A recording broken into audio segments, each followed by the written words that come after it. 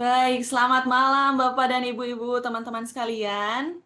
Selamat datang di Health Talk Gracia Care bersama dengan Rumah Sakit IMC Alam Sutra. Nah, seperti kata pepatah nih, tak kenal maka tak sayang. Maka perkenalkan terlebih dahulu, saya Gloria dari Gracia Care. Mungkin Bapak Ibu dan teman-teman di sini sudah ada yang menjadi member, sudah pernah dengar tentang Gracia Care, dan buat yang belum mengenal Gracia Care, saya akan memperkenalkan terlebih dahulu. Nah, Gracia Care adalah healthcare concierge pertama di Indonesia, di mana kami adalah jembatan bagi masyarakat dengan rumah sakit, baik untuk rawat jalan dan juga rawat inap. Nah, Gracia Care membantu dari awal admission sampai dengan ketika akan pulang dari rumah sakit. Seperti contohnya, jika Bapak Ibu perlu mencari referensi dokter ataupun referensi rumah sakit, kami akan bantu untuk bookingkan. Jika ada yang perlu untuk rawat inap, kami bisa carikan dan bookingkan kamar, serta kami juga memberikan free upgrade kamar untuk yang rawat inap. Nah, tentunya kami juga memiliki fitur terbaru, namanya Gracia Care Global, yang pastinya akan terus ekspansi ke negara-negara besar lainnya. Nah, saat ini Gracia Care sudah memiliki lebih dari 100 rekanan rumah sakit di Indonesia maupun di luar negeri seperti Singapura dan Malaysia. Dan tentunya akan terus berkembang dalam pelayanan ke masyarakat. Nah, hari ini senang sekali Gracia Care bekerja sama dengan Rumah Sakit IMC Alam Sutra membawakan health education dan kita akan bahas mengenai GERD nih. Senang sekali, spesial sekali di mana hari ini kita ditemani oleh Dr. Nela Suhuyanli. Selamat malam, dokter. Malam, Gloria. Iya, terima kasih dari Rumah Sakit IMC telah meluangkan waktunya. Nah, pembahasan kita kali ini sangat bermanfaat bagi kita yang ingin mencari tahu lebih dalam lagi mengenai penyakit lambung ataupun gimana sih cara mengatasi GERD. Nah, untuk selanjutnya saya akan serahkan kepada pihak dari Rumah Sakit IMC Alam Sutra, Bapak Yohan. Waktu dan tempat kami persilakan, Pak.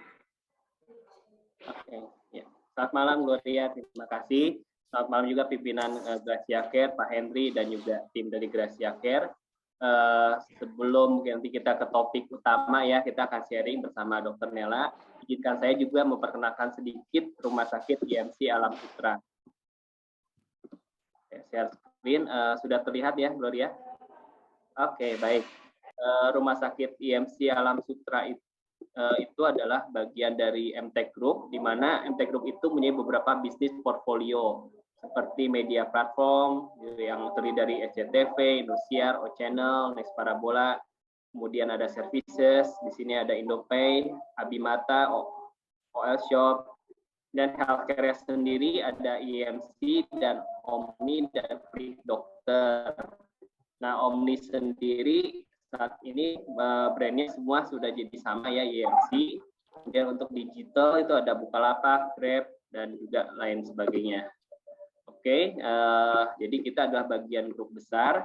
Dan untuk bisnis rumah sakitnya saat ini sudah ada 8 rumah sakit di Jabodetabek. Yang pertama Rumah Sakit IMC Alam Sutra, dulu Omni Alam Sutra, kemudian IMC Cikarang, dan IMC Pekayon, IMC Pulomas, IMC Sentul, dan IMC Tangerang. Dan juga Rumah Sakit Geraha Kedoya dan RS Geraha MM 2100 juga sudah bagian menjadi grup MTech. Jadi ini adalah persebaran kita di peta ya, semua di Jabodetabek, rumah sakitnya. Target kita ke depannya di 2023 mudah-mudahan bisa sampai 20 rumah sakit area Jabodetabek. Nah, untuk Rumah Sakit IMC Alam Sutra sendiri, kapasitasnya ada 196 bed. Kita juga sudah mempunyai ruangan operasi, kemudian cath lab ya, kateterisasi jantung untuk pemasangan ring atau PCI, dan juga angiografi. Kemudian juga kita juga ada fasilitas hemodialisa, kemudian juga kita ada kamar isolasi, spirometri, echo, dan medical rehabilitation. Kemudian juga seperti untuk radiologi ya, MRI kita sudah 1,5 Tesla, CT scan juga sudah 128 slice. Nah, yang paling penting kita juga pasti sudah terakreditasi oleh Komisi Akreditasi Rumah Sakit Paripurna, dan ini adalah dokter unggulan kami, yaitu pertama kita adalah Cardiovascular Center atau layanan jantung. Kita juga punya pelayanan jantung dari screening dasar sampai tindakan yang advance seperti bypass jantung sudah bisa dilakukan di IMC Alam Sutra. Juga ada Kawasaki Center, ini adalah center untuk penyakit Kawasaki atau jantung anak, dengan dokternya ada Prof. Najib Advani. Kemudian yang kedua Orthopedic Center. Di sini ada Dr. Abad Ganda Kusuma, kemudian juga ada Dr. Muhammad Nagib, kemudian ada Dr. Jepta untuk konsultan ortopedik, konsultan tulang belakang atau spine.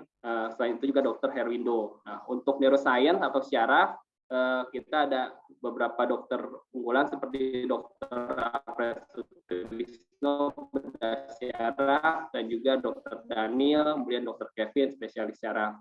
Untuk urologi sendiri, kita ahli untuk masalah penanganan batu ginjal.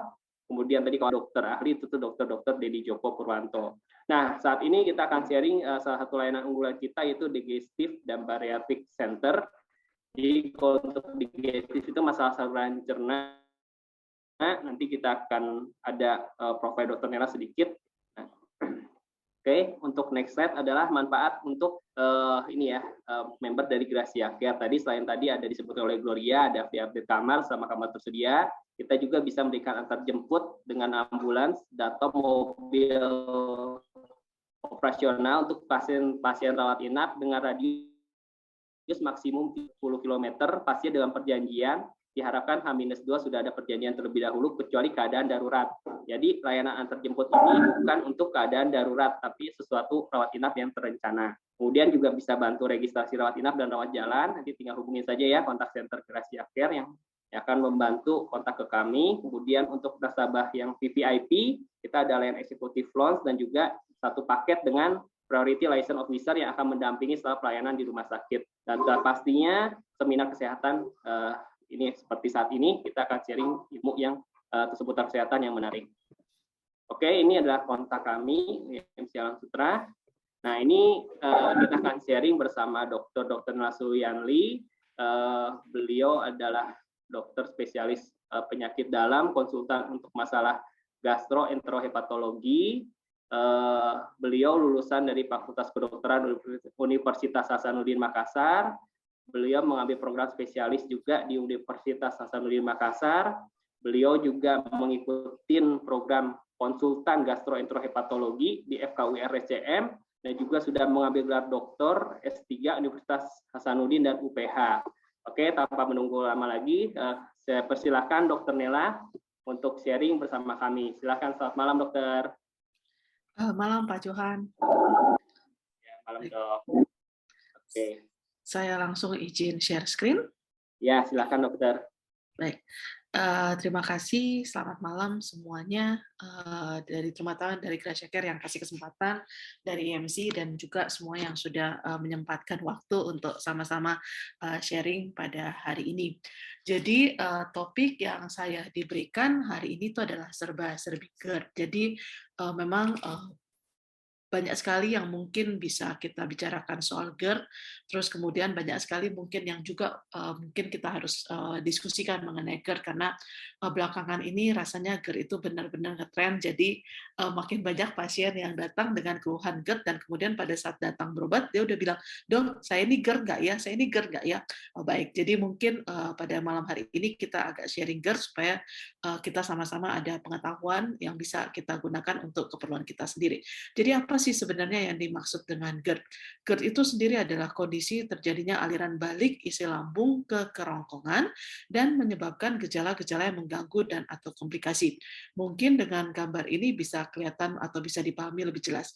Jadi gambar yang ini adalah gambar yang kita sebut normal, yaitu oesophagus ataupun yang kita sebut kerongkongan.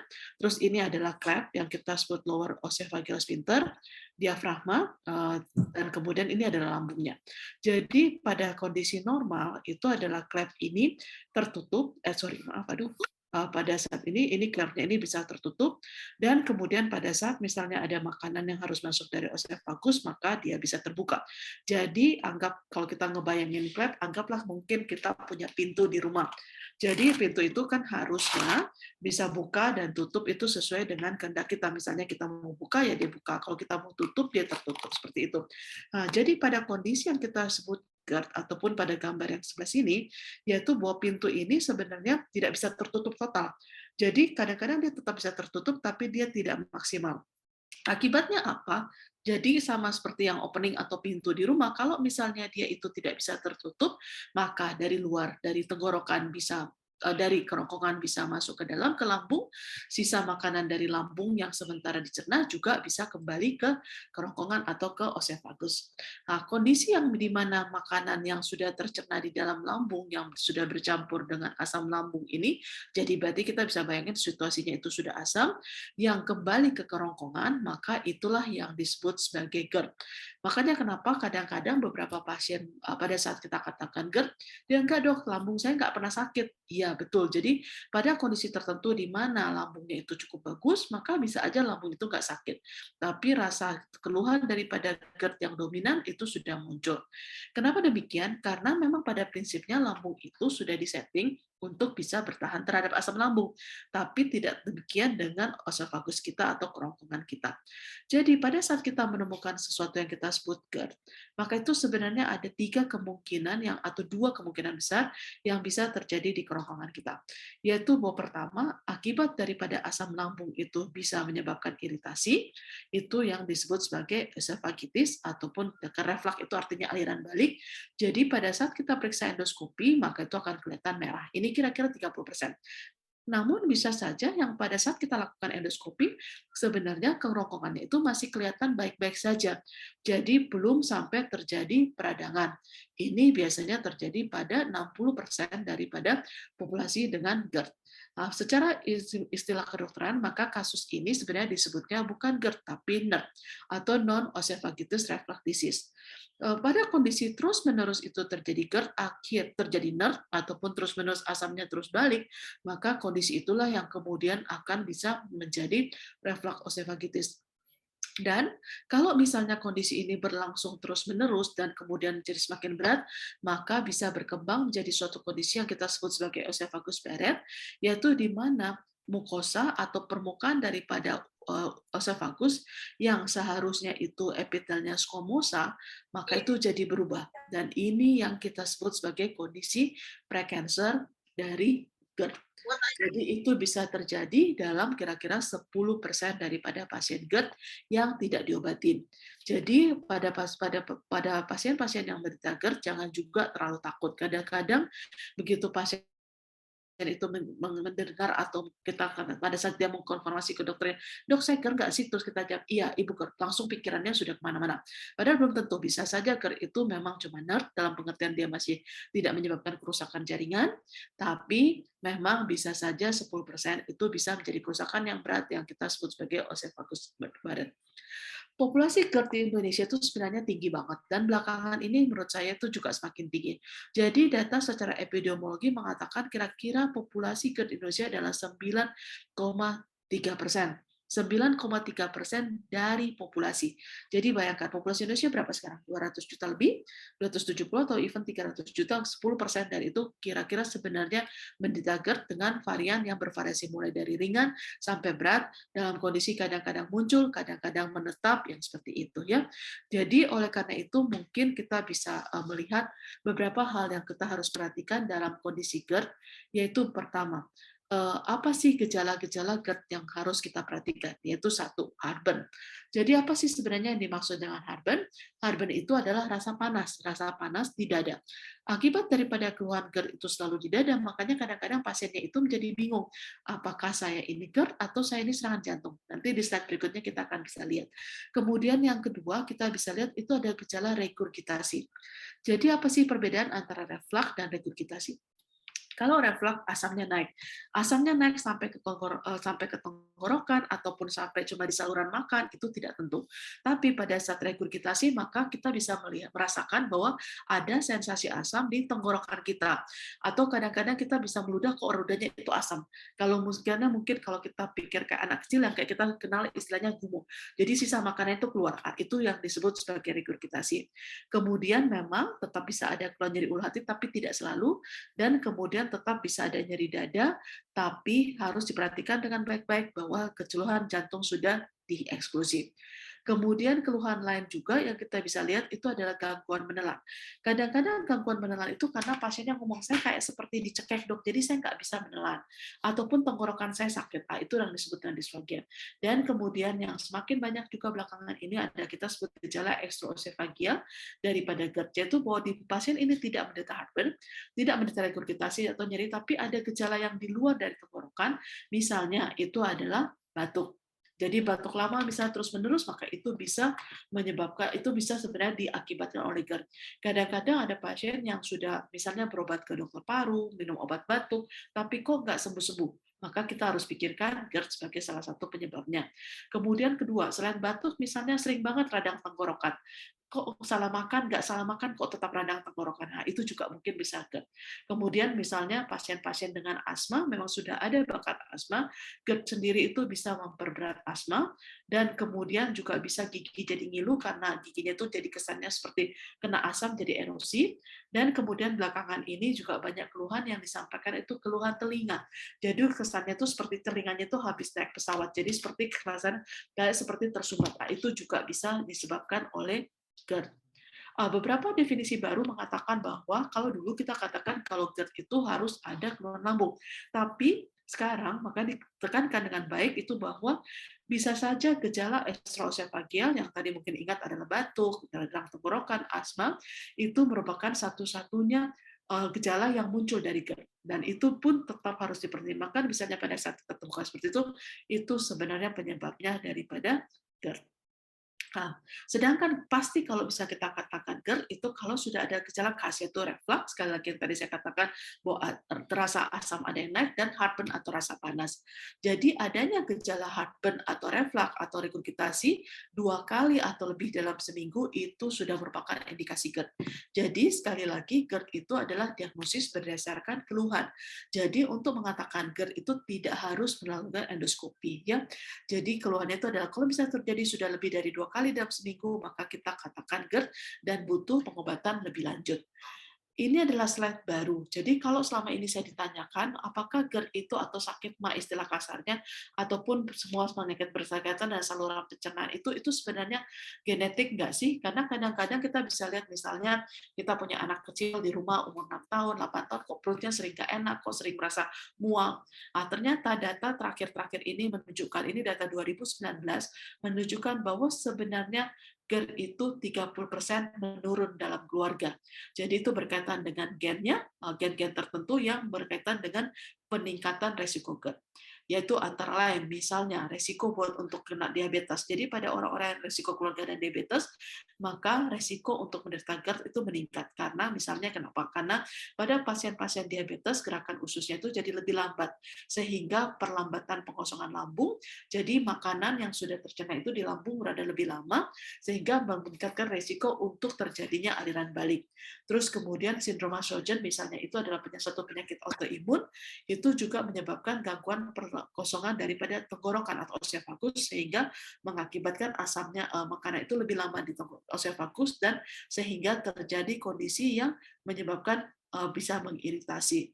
Sedangkan faktor resiko eksogen ataupun yang berasal daripada luar faktor genetik yang bisa berkaitan dengan meningkatnya resiko GERD, contohnya misalnya bapak-bapak merokok, itu meningkatkan resiko, minum alkohol itu meningkatkan resiko, dan kemudian penggunaan obat-obatan itu juga penggunaan obat-obatan tertentu seperti ini adalah calcium channel blocker. Salah satu yang paling terkenal dari calcium channel blocker itu adalah amlodipine atau obat darah tinggi, maka itu juga sebenarnya bisa meningkatkan resiko GERD di luar penggunaan obat nyeri, obat penenang, dan kemudian penggunaan daripada obat asma.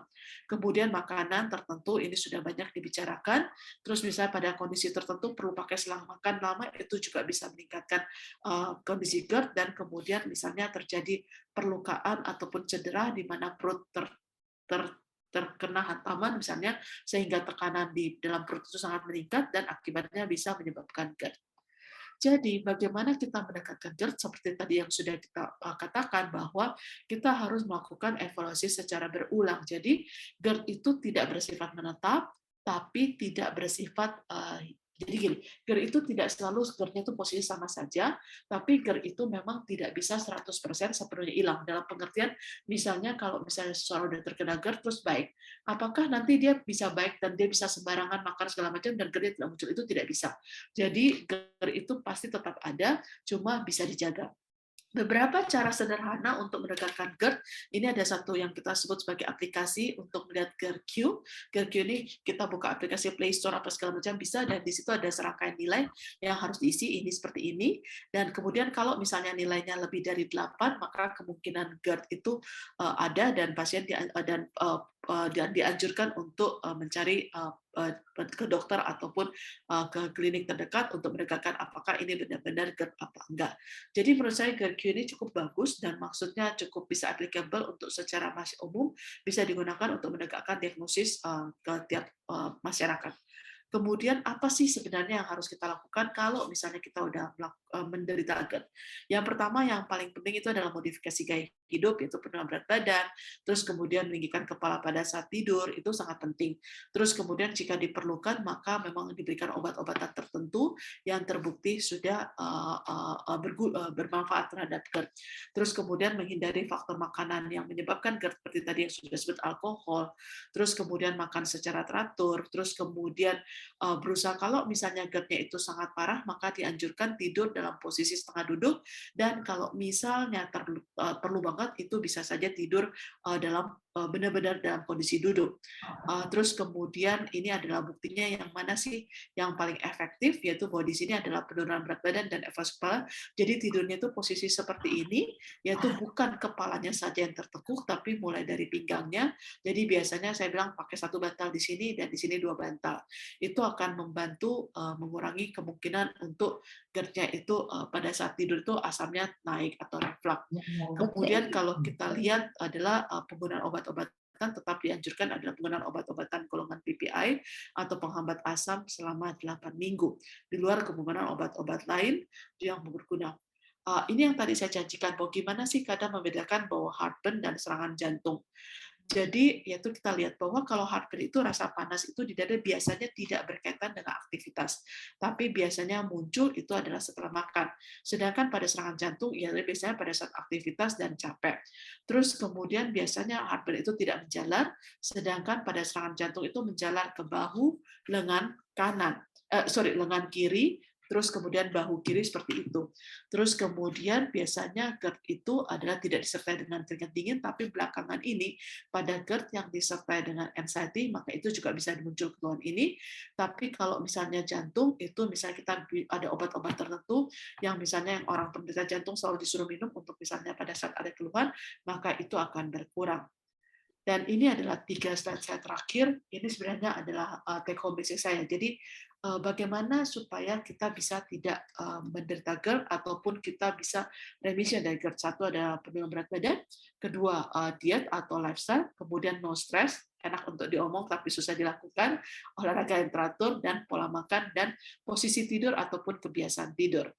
Dan karena kita lihat bahwa ini sebenarnya ini cuma slide intermezzo, 2 slide intermezzo saya, kita lihat dari Tempo, ini saya ambil dari Tempo, karena begitu banyaknya kasus yang begitu pasien itu dikatakan GERD, maka mereka udah pikir itu kenapa-kenapa. Padahal sebenarnya di sini sudah dikatakan jelas-jelas bahwa GERD itu tidak menyebabkan kematian, atau GERD itu tidak membunuh. Tapi benar, bikin sel-sel itu benar, bikin nggak nyaman, bikin misalnya cemas, itu bisa betul. Dan yang terakhir, kita lihat di sini berkaitan dengan COVID, takut banyak yang tanya, yaitu apakah boleh penderita GERD itu bisa terima vaksin.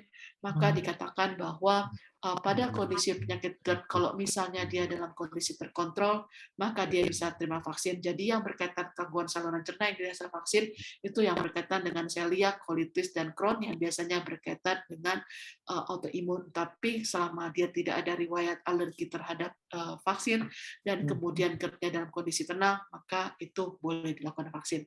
Mungkin untuk slide saya sebagai pembuka diskusi, mungkin itu saja. Saya serahkan balik kepada Pak Johan atau Ibu Gloria ya. Terima kasih. Pendekin rapiin deh. Baik, terima kasih Dr. Nela untuk materinya tentang GERD. Sangat menarik ya teman-teman, kita bisa dengar tadi. Dan mungkin untuk Bapak Ibu yang memiliki pertanyaan bisa langsung saja tuliskan di chat box. Nanti akan dipilih 5 orang untuk mendapatkan voucher pemeriksaan. Nah, silakan teman-teman buat yang punya pertanyaan bisa langsung dituliskan di chat box. Sambil kami menunggu, saksikan video berikut ini.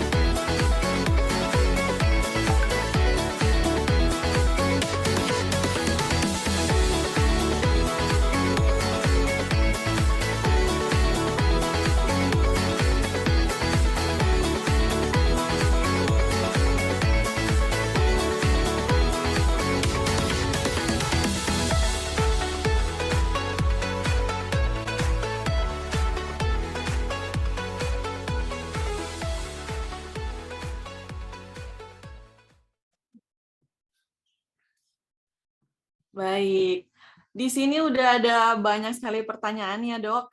Kita mulai nih, menarik sekali nih dokter. Saya mau membacakan dari Ayu Kartika. Malam dokter Nela, izin konsul untuk mama saya yang kemarin tiba-tiba merasa seperti kram perut. Dari kanan kiri hingga ke tengah, lalu berkeringat dingin, dan tiba-tiba seperti kejang sedikit hingga badan kaku dan lalu lemas. Setelah itu, muntah sedikit isinya cairan dan nasi. Padahal sudah makan pagi tidak terlambat, sekitar setengah jam sebelumnya. Biasanya juga tidak punya penyakit MA, tapi ada hypothyroid.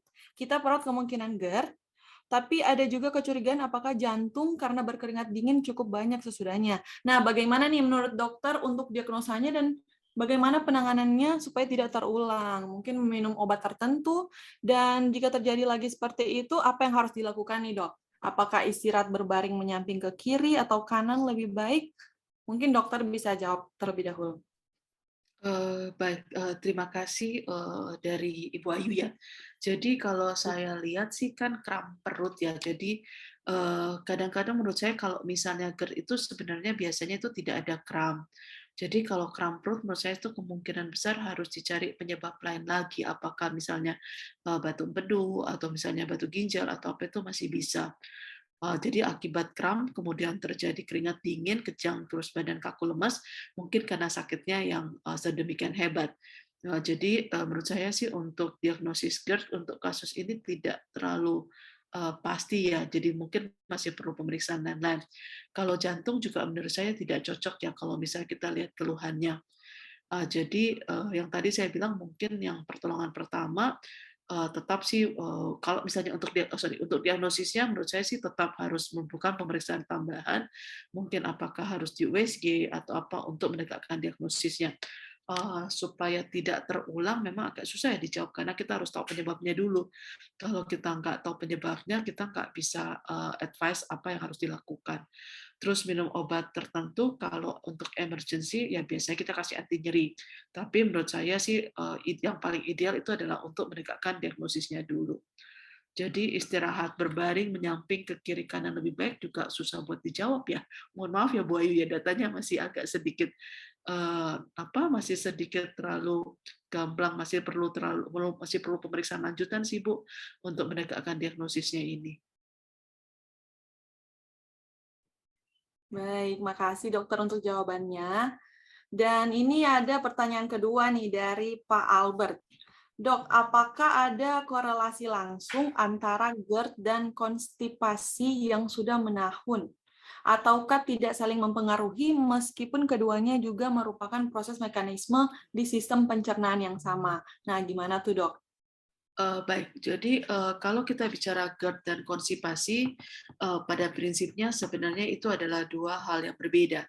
Tapi yang pasti sih itu menunjukkan bahwa memang ada masalah pencernaan. Jadi kalau kita bicara GERD itu adalah kita bicara soal aliran balik.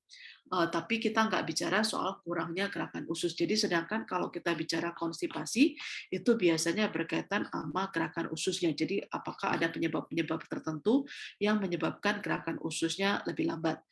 Mungkin yang lebih cocok adalah kalau kita bicara konstipasi, maka keluhan yang sering dialami itu adalah sendawa. Sendawa itu atau kembung, karena kita tahu kalau misalnya pada orang-orang konstipasi maka tidak terjadi proses pembuangan yang bagus, sehingga terjadi proses pembusukan di dalam usus yang lebih lama daripada yang lebih panjang dari seharusnya. Sebagai contoh, kalau kita punya makanan kayak roti lah, anggaplah kita terus tersimpan di kulkas sampai agak lama, agak basi, maka kadang-kadang itu akan terbentuk gas. Jadi kita lihat di tupperware yang kita taruh, simpan itu biasanya ada gas. Demikian juga dengan sisa makanan yang tidak keluar. Jadi kalau misalnya dia tidak keluar lebih lama dari seharusnya, maka itu akan menghasilkan proses pembusukan itu menghasilkan gas, dan gas itu yang sebenarnya yang menyebabkan kembung. Jadi kalau misalnya dia sebagai GERD, kalau misalnya kembungnya itu terlalu hebat sehingga tekanan di perutnya itu terlalu tinggi, maka itu bisa saja secara tidak langsung menyebabkan aliran balik ke tenggorokan itu kalau misalnya memang dia punya kelemahan daripada struktur klepnya tadi yang saya jelasin sebagai pintu, misalnya dia ada kelemahan, maka itu bisa saja terjadi aliran baliknya. Tapi kalau misalnya kembung tidak ada di antaranya, maka harusnya tidak.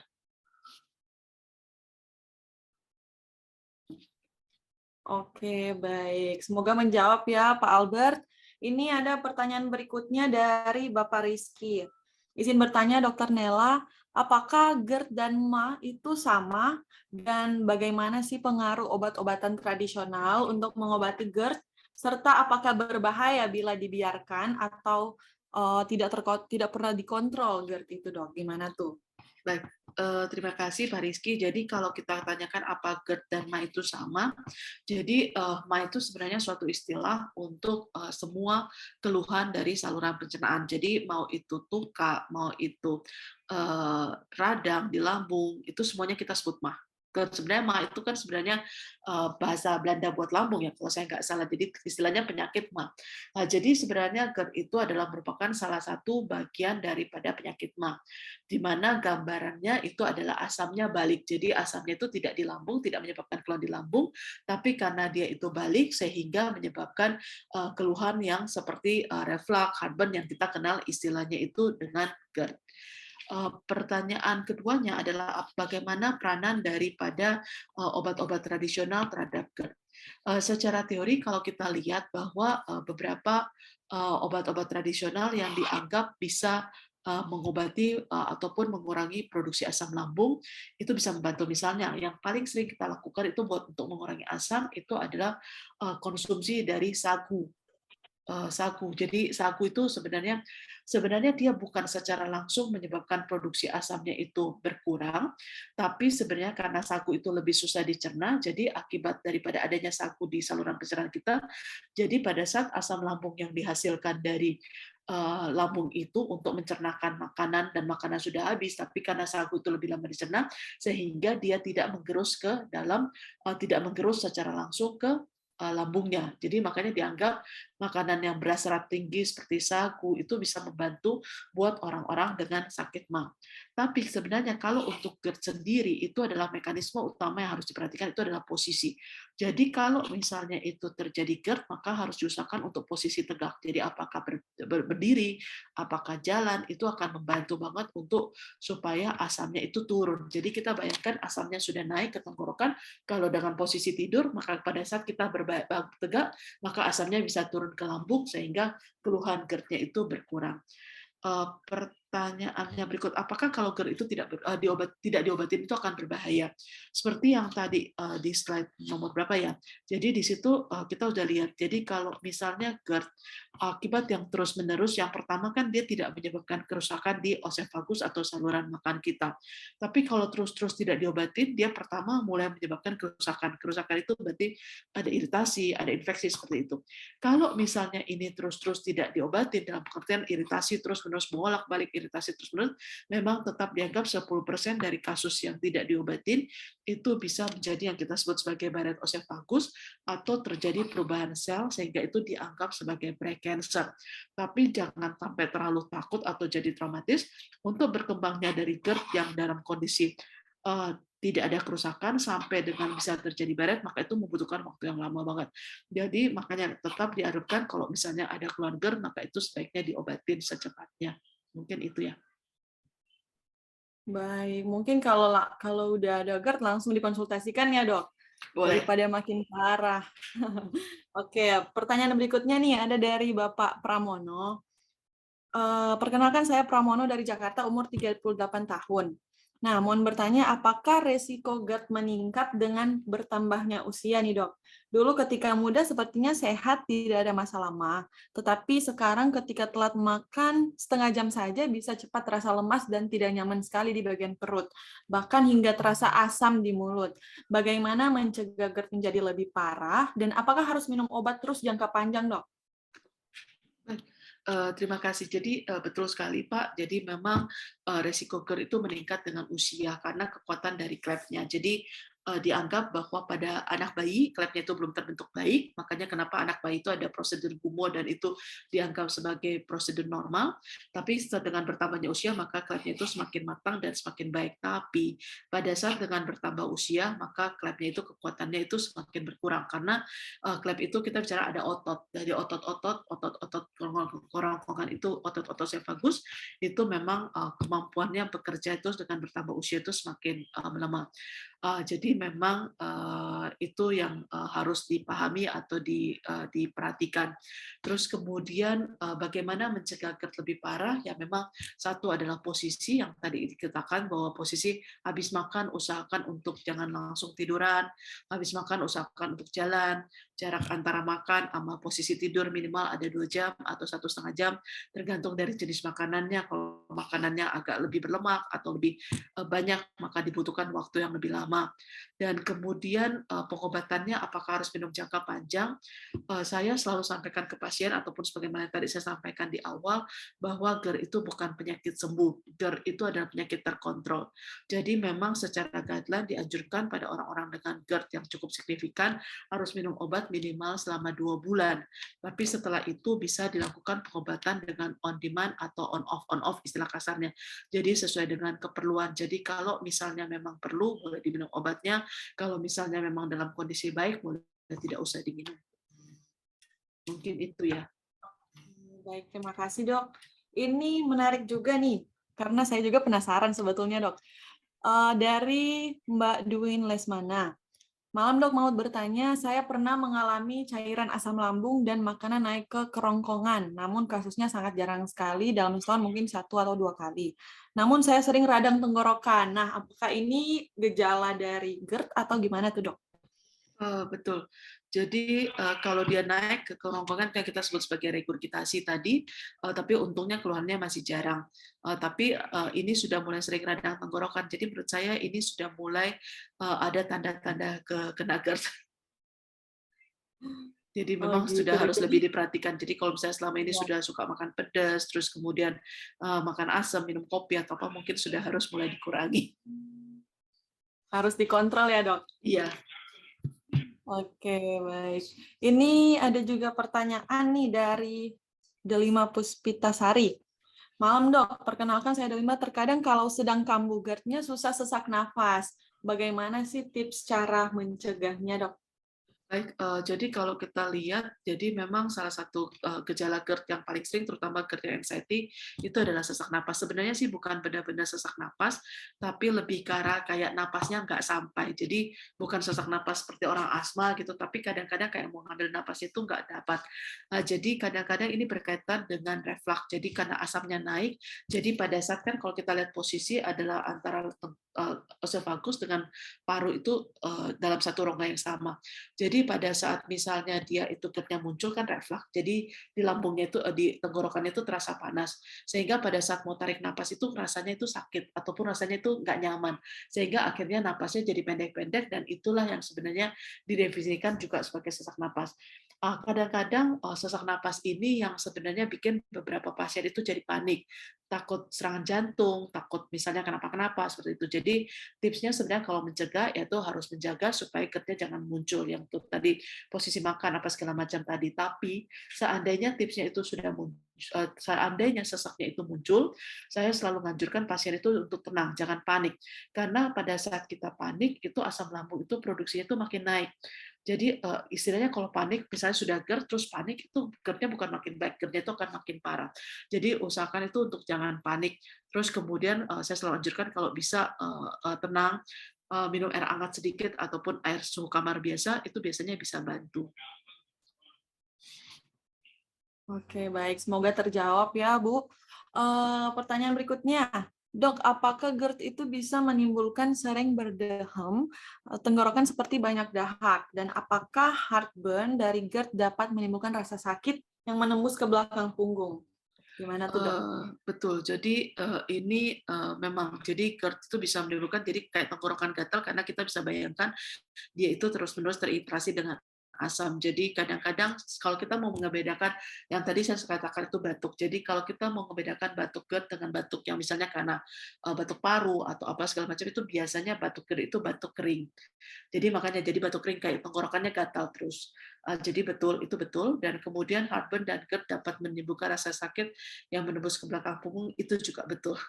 Jadi apa mungkin Pak WT atau Ibu WT menderita GERD sampai bisa begini spesifik keluhannya. Oke, baik, Dokter. Terima kasih. Ini mungkin ada pertanyaan terakhir nih dari Kanaya. Malam dok, saya ikut Zoom ini karena lihat dari X-Store IG. Wah, makasih. Dari bulan Februari sampai tanggal 12 September kemarin, saya sudah 2 kali masuk UGD dan 6 kali berobat.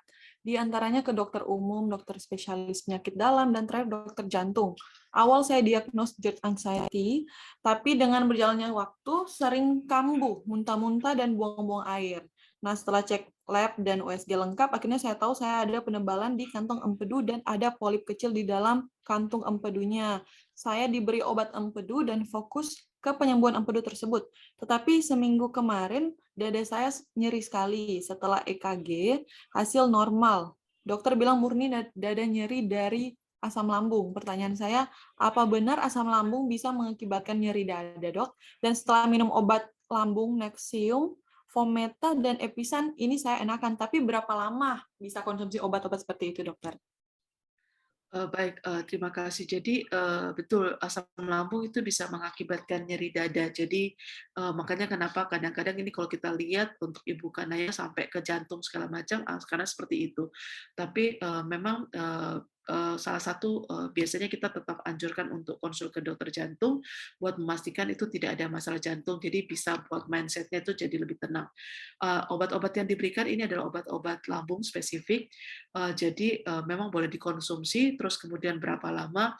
Biasanya kalau GERD itu obat-obatan kita berikan sampai 2 bulan, tapi biasanya dengan dosis yang semakin lama semakin menurun. Jadi pada saat kondisinya semakin baik, biasanya kita kurangi dosis obatnya. Tapi secara totali biasanya pengobatan itu selama 2 bulan.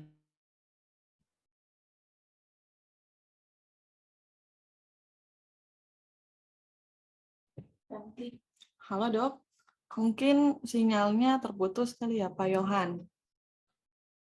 Ya, sepertinya putus dokternya. Coba saya Iya.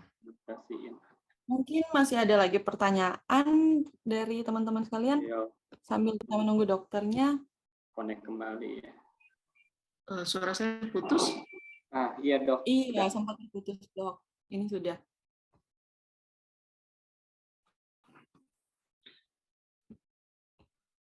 Halo, dokter. Ya. Halo. Iya. Halo ya.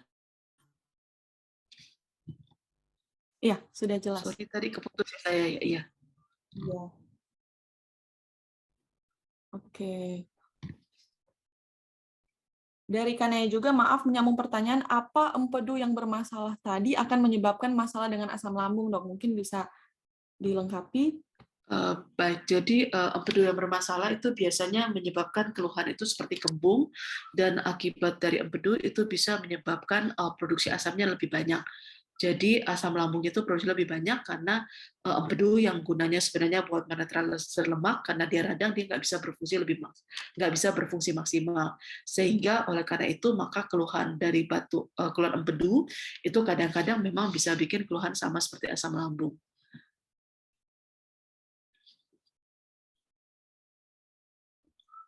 Oke, baik. Terima kasih dokter untuk jawabannya. Mungkin buat teman-teman yang belum sempat terjawab pertanyaannya atau masih ada pertanyaan lagi, bisa nih nanti kami sampaikan ke dokter untuk pertanyaannya, kami bisa infokan jawabannya seperti itu. Nah, kita sekarang mau umumin hadiah buat pemenang yang mendapatkan voucher free pemeriksaan di Rumah Sakit IMC ini. Pemenangnya saya akan share screen ya.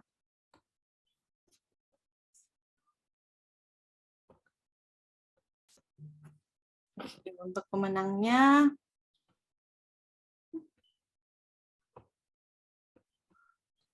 selamat kepada Bapak Albert, Bapak Rizky, Ibu Ayu Kartika, Bapak Pramono, dan juga Bapak atau Ibu Dwin Lesmana.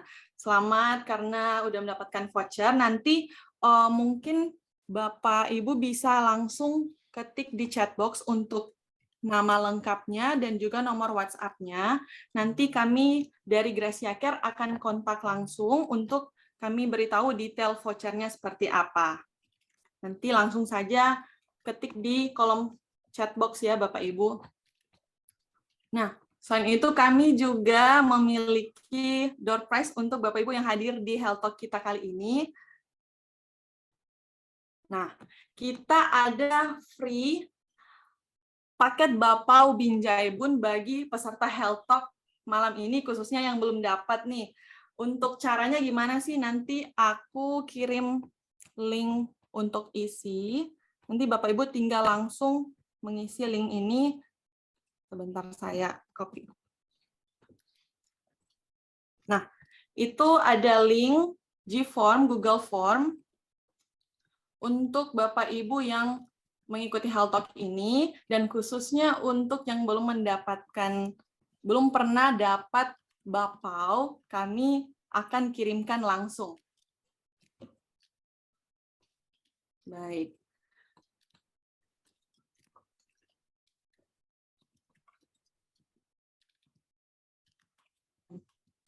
Oke, mungkin Bapak Ibu yang hadir di Zoom kali ini kita bisa foto bersama, mungkin bisa nyalakan kameranya, kita akan foto sama-sama.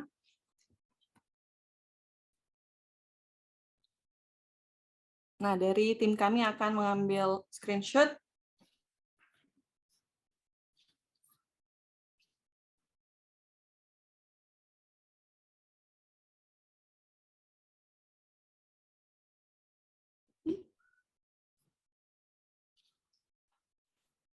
Oke, ini udah semua, mungkin yang lain pada malu-malu nih untuk on cam, nggak apa-apa. Mungkin dari tim kami bisa ambil screenshot-nya.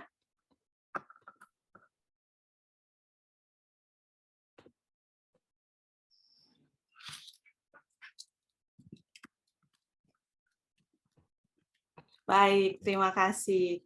Nah, kami mengucapkan terima kasih nih buat Dokter Nela dan juga tim dari Rumah Sakit IMC untuk boleh meluangkan waktunya untuk kami adakan Health Talk. Nah, sebelum itu, bagi Bapak Ibu yang belum menjadi member Gracia Care nih, saya akan share screen untuk barcode-nya. Bapak Ibu bisa langsung scan barcode untuk yang belum menjadi member Gracia Care. Nah, ini barcode-nya mungkin bisa difoto dulu. Nanti setelah acara bisa daftar Gracia Care lewat barcode di sini ataupun juga bisa melalui website kami yaitu www.graciacare.com. Baik. Oke, akhir kata dari kami, Gracia Care mengucapkan banyak terima kasih sekali lagi kepada manajemen dari Rumah Sakit IMC Alam Sutra, dan terima kasih juga kepada Pak Yohan, Dr. Nela, atas bantuan dan kerjasamanya dalam kita mempersiapkan acara ini. Dan kami juga mengucapkan banyak terima kasih kepada Bapak Ibu yang sudah hadir meluangkan waktunya di seminar ini. Kami pamit undur diri dan sampai jumpa kembali di acara Health Talk kami berikutnya. Salam sehat selalu, selamat malam semua. Terima kasih. Thank you, Dr. Nela. Makasih Pak. Thank you, Yohan. Makasih semuanya. Pak Henry dan Dr. Nela dan Gloria. Selamat malam. Terima Thank kasih you, Dr. Glo. Nela, terima kasih Pak Yohan.